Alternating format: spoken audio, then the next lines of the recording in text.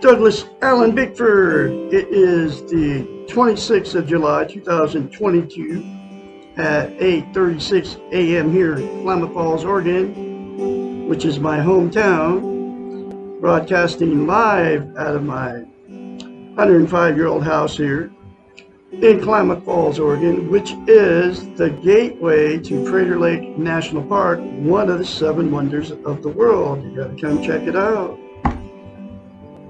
I am on Facebook Live and YouTube for well over a year now. Not on Facebook Live, but YouTube for well over a year. Teaching you how to get a healthy mind. And I am a self-taught psychiatrist, therapist, and counselor. I have thousands of hours of studying the science of the mind, which is how the brain functions. Okay. I don't have the degree, but I have, because I don't need the degree. It's called self-taught, right? Just like I'm a self-taught musician. Thousands, literally thousands of hours for about 20 months. Okay. I've been studying how the brain works. So, I ended up on YouTube and Facebook teaching you all how to be positive, okay, how, where, and what you are, and how to be positive about your world and about others. And the only way you can attain and maintain a healthy mind is to attain a thing called self-esteem, self-worth, self-confidence, self-love. It's how you feel about yourself inside, okay? Think of self-esteem as this way. We've all been in romantic relationships. That good feeling when you first meet these people, they're your soulmate, you're on cloud 9, both people are doing the same thing, right? Bragging to all your family and friends about these people are the love of your life. It's the last relationship you're ever going to have. You're going to die together. I mean, you're saying this stuff to everybody. I mean, I've had that feeling. Okay. Anyway, what self-esteem is that same good feeling towards yourself. Dr. Susanna McMahon, a psychiatrist, a doctorate. She has a doctorate in psychology. She also has a master's in philosophy. Is 73 years old, lives in Madrid, Texas, where their husband has had thousands of clients. She's a counselor, a therapist, many years. Okay. Anyway, so in order to have a healthy mind, you have to attain and maintain self-esteem, okay? And since she's had thousands of clients and they were paying her big bucks to fix their unhealthy mind, she had to devise a concept to get her clients to give themselves self-esteem, self-love, self-confidence, self-worth, in order to allow her to fix their unhealthy minds, to help them fix their unhealthy minds. So she came up with a concept. It's called mirror therapy. You look at yourself in the mirror, you say 4 things. I love you. I love my inner child. I'm worthy to be loved. I'm worthy to love. I am full of goodness. Those 4 things will instantaneously give you self-esteem, okay? But to maintain that self-esteem, you have to practice it. It's like lifting weights. If you start lifting weights and you stop, then you have to start over from scratch. Self-esteem is the exact same thing for the brain, okay? So, you have to say that to yourself daily for the rest of your life, okay? Instead of criticizing yourself in the mirror, folks. I love Douglas Allen Bickford. I love my inner child. I'm worthy to love. I'm worthy to be loved. I am full of goodness. Less than 10 seconds, folks, will give you self-esteem. Okay? And the reason mirror therapy is so powerful and why she came up with it and why I'm doing it, telling you to do it, is because we cannot lie to ourselves in the mirror. It's a psychological event that happens in your brain. Okay? You can very easily get in front of the mirror when you're shaving or whatever, as a man or a woman, put your makeup on, right? We're all in front of the mirror and you can very easily criticize yourself. That's because that's how you feel about yourself. We can't say good things about ourselves in the mirror because we can't lie to ourselves in the mirror. In the 4 things that I told you to say to yourself, you can't say it and you cringe and you want to turn me off because I tell you that.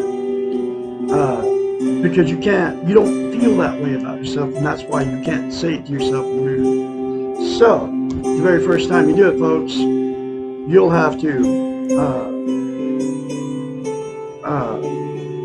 the very first time you do it, you have to force yourself to do it. And once you force yourself to do it the very first time, the more you say it, the more you feel it, and the more you believe it. So that's why you have to practice it every day, or you'll lose it, okay? This book was written 30 years ago. It was published in 1992. Every lesson in it talks about how we've been trained and taught not to have self-esteem. Back then it came from the televisions, the churches, the state governments, the radios, the printed media. Now it's 1,000 times worse because of the social media, even right here where I'm broadcasting. So, that's why nobody's teaching it, okay? And I'm the absolute only one doing it when I do it, okay? Teaching self-esteem, teaching you how to get it, and teaching you how important it is to attain and maintain, and here's why that is. You can't be content without self-esteem. And what content means, you feel good about how, where, and what you are. It's also known as internal peace. There are 11 things that people are using to try to be content. And they are all the social media, including Facebook, YouTube, Instagram, TikTok, drugs, alcohol, sex, food, gambling, television, religion, another person, material possessions, or money. Those 11 things are all known as externals. They're outside of yourself. They will make you feel content, good, temporarily, but that good feeling always goes away. There's absolutely only one thing that's going to give you internal peace and make you content permanently, and that's to attain and maintain self-esteem. Okay? The next reason that it's so vital as a human being to attain and maintain self-esteem is you can't love or be loved without it. So what happens is we will attract somebody just like us. If you don't have self-esteem, you'll attract somebody without it. If you have self-esteem, you'll attract somebody with it. Okay? And the two that get involved with no self-esteem, right? After the good feeling goes away when you move in together and you get married and all that stuff and have kids, and that good feeling goes away, then the relationship turns toxic, right? The fights and the arguments start, name calling, drug and alcohol use, getting in the car, going down the road telling, I got to get away from the maniac, and then you go back and you apologize, and both people are telling their friends about how terrible these people are to you and all their family. And then you get therapy and all that, and apologize. Nothing ever works to fix it without self-esteem. Two involved without self-esteem. So the ultimate thing that happens because of it, you'll split up or divorce.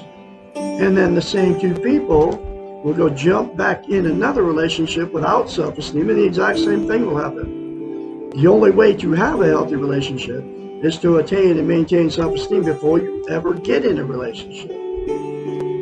Otherwise, you'll just keep relationship jumping. That's why I've been married 4 times. That's why you've been married more than once. It's also why you've had many failed relationships, just like me.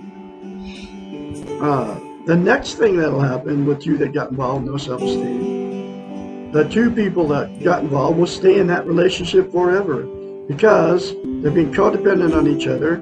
They're afraid to leave. They can't be alone. They don't want to be an embarrassment to all their family and friends. They have nowhere to go. Okay, they just can't leave. They're embarrassed, right? So they'll take the abuse, and then the two that stayed in that terrible relationship forever, and there's a lot of people doing that too. All the emotional, sexual, and physical abuse that happened between those two and the children just gets swept under the rug by all the children on down the line. And then at that point, it becomes a dysfunctional family, and then dysfunctional families produce more dysfunctional families down the line, and the cycle continues. The very last thing that'll happen to you that got involved with no self-esteem is the two will just say, exit out of the romantic scene and say, screw it, I'm done. I can't find anybody to love me. I can't find anybody to love. So I'm just going to be alone the rest of my life. But the people that are alone like that will be just as miserable alone as they were in the relationship, because you can't attain internal peace, be content without self-esteem. And then they'll use the 11 things to try to be content, be happy. And like I said, it's all a temporary fix. So the solution to the problem is all parties involved in all these different relationships, to the tune of billions of people, say 4 things to themselves in the mirror daily without fail. You can get a hold of me and I will counsel you, individual therapy sessions at an hour a week for 4 times a month. So 4 times 4 hours a month. And I can encourage you and help you attain and maintain self-esteem and get healthy-minded. And then all parties involved, get this book, read this for yourself, and do the other many concepts in this book, like I am going to go through with you when you call me. But the very first assignment you're going to have for a week, the very first phone call to me, is you're going to have to say 4 things to yourself in the mirror daily. Okay? And then you'll understand when we start reading this book. And you're going to have to get very, very honest with yourself and with me as your therapist. Otherwise, it's not going to do any good. So anyway, that's what goes on, okay, in relationships without self-esteem. So I'm going through another lesson from Dr. Susanna McMahon, and here is that next lesson.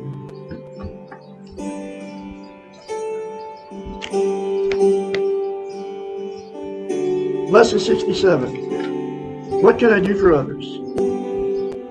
The best thing that anyone can do for others is to be a good role model of self-esteem and social interest.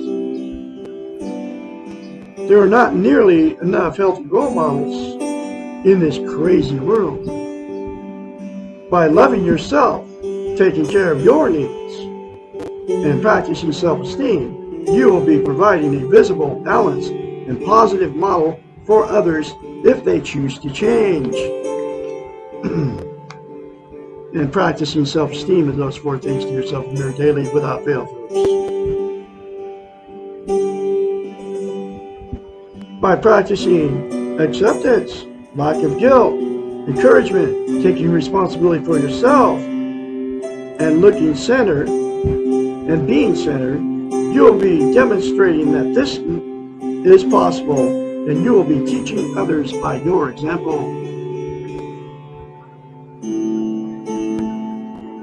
This is the most powerful type of teaching, even though often we are not aware of what we are modeling for others.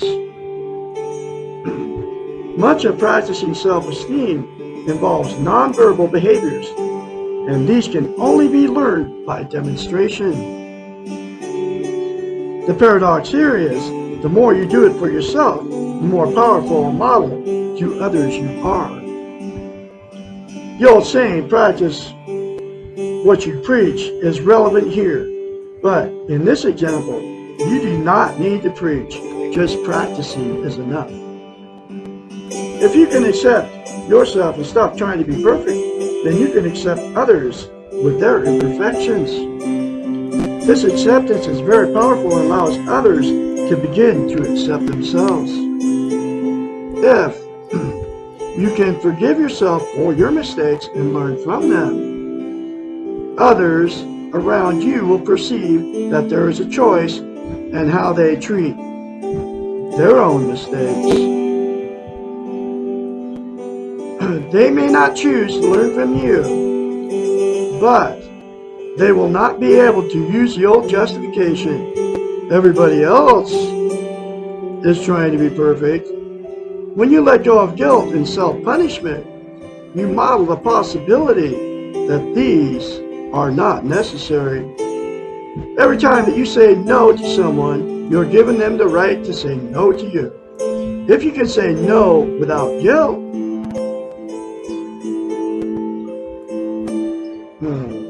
you are giving them the permission to do so. By taking care of your own needs, you're allowing others to take care of their needs. When you take risks, others are more apt to take risks, and so it goes. We are affected by those around us. We do respond to encouragement and support, and we do react to the negativity and discouragement in the world. We need a lot more of the positive to counteract the negative. You can be a positive force in your world. One of the most powerful things that we can model for others is unconditional love. When we have self-esteem and practice unconditional love for ourselves, we model this by our very being. We do not have to do anything. We are just demonstrating by being. By allowing ourselves to be, we allow others to be. By not externalizing and blaming, we stop the blame game. All of these provide a safe place for others, and people definitely need safe places. Social interest does not force change upon others. Rather, it allows change to occur and encourages positive change. Social interest, the extension of self-esteem towards others, fosters growth and development. We need others to teach and to learn from. We need others to interact with, to share the discovery of ourselves, to rejoice with them in their discoveries. We need others because we are all connected, united, part of the same whole. We can grow together towards reunification. We cannot do this by ourselves. We also need others for the challenge of overcoming our separateness in the world, and we need to discover our belongingness and to share our similarities. We need others as they need us, not to take care of, but to be caring with, not to do things for, but to do things together.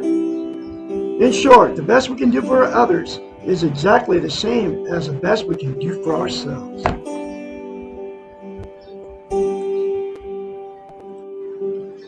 There's another very powerful lesson for you folks.